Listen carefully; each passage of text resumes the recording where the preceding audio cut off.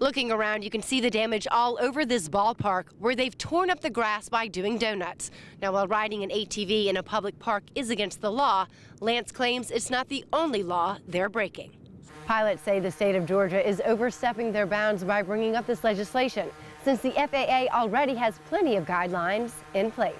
Well, out here at Folly, the waves are expected to grow higher than 8 feet. Now, keep in mind, normally the waves out here are only about 2 to 3 feet. Now, in the city of North Myrtle Beach, where we are right now, they have it 75% contained. But right now, as you can see, the wind keeps picking up, and every time it changes direction, it adds another challenge for firefighters.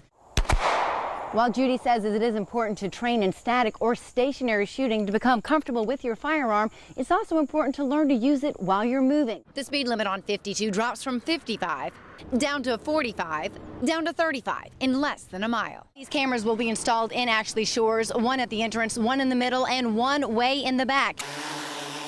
Matt Beebe has been flying unmanned aerial vehicles for 3 years now, building a business with drones. We use them for various surveying, inspection. We use them within agriculture to look at crops. But now he says a proposed law threatens to ground his drones and ruin his business. Some of the bill now basically will restrict us from being able to do research. It'll be restricting us from doing commercial operations, inspections. And in doing so, it even stops us from being able to fly across the roads. Pilots say the state of Georgia is overstepping their bounds by bringing up this legislation, since the FAA already has plenty of guidelines in place. Basically defines how high we can fly, where we can fly. We can't fly within 5 miles of an airport. We have to apply signs out where we're going to be flying. We have to keep people 100 feet away.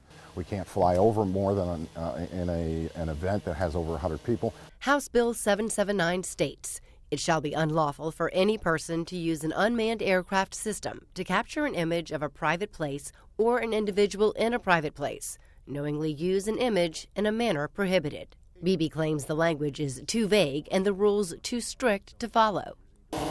So schools, hobbyists, farmers, the media, and even the film industry could suffer. And not only is it going to stymie the commercial operations and the agricultural aspect, but it's even going to stymie and stop research within the state. Throughout the state of Georgia, there are around 25 fields like this where people come out to fly drones as a hobby. Beebe says these laws are so strict, it would even shut them down. In Ackworth, I'm TraceyAmickPeer. I'm too slow to run, I'm too old to fight, so all I can do is shoot. So that's where I stand. That's what Paul Lance says it's coming to near Perkerson Park in southwest Atlanta. He says a gang riding ATVs is destroying their neighborhood. They just ride the streets just like they own them. No tags, no lights, no license. Neighbors say ATV riders come tearing through almost every day. That's not what these facilities are for. These are for us to use for baseball and just for growing up, not for tearing up with ATVs. Looking around, you can see the damage all over this ballpark where they've torn up the grass by doing donuts. Now, while riding an ATV in a public park is against the law, Lance claims it's not the only law they're breaking. Yeah, I think the motorcycles ride the neighborhoods and see who's at work and who's not. And they come out and rob the houses. They break in and steal what's there and leave. Not to mention the noise and danger he says they bring to these streets. They'll just go there and empty a 9mm or a Glock 40, somewhere around here, 12, 13 shots at a time. And Lance claims police know about the riders but can't do anything about it. And if ATV drivers was riding past the officer on the back wheels of the ATV, hanging in birds and, cussing at him, stuff like that, the officer had nothing. He couldn't do anything about it. We contacted APD, and here's what they told us.